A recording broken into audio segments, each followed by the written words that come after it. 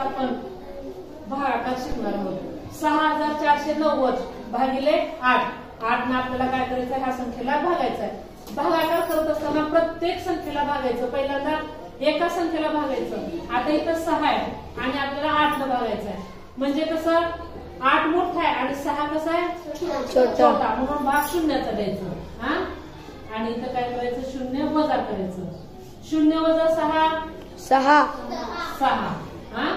आता वरचे 4 घ्यायचं भागायला. वरचे घेतले 4, 2 मिळून किती झालं 64. 8च्या पुढे 64 आहे का? हो. किती नंबरला आहे? 8. 8 64.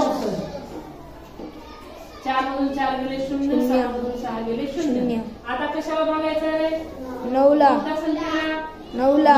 वरचे घेतले 9. आता 8च्या पडत 9 आहे का? नाही. मग लहान संख्या कोणती आहे? 8. 8 एक 8.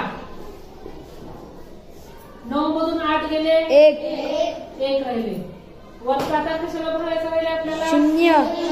वरचे घेतले 0. किती झाले? 10. 8च्या पडत 10 आहे का? नाही. लहान संख्या कोणती आहे? 8. 8 एक 8. 10 मधून 8 गेले 2. 1 मधून 1 गेला 0. बाकी किती उरली? 02. 02 म्हणजे 2. बघा त्याच्यात भाज्य 6490, भाजक 8, भागाकार 811 आणि बाकी 2.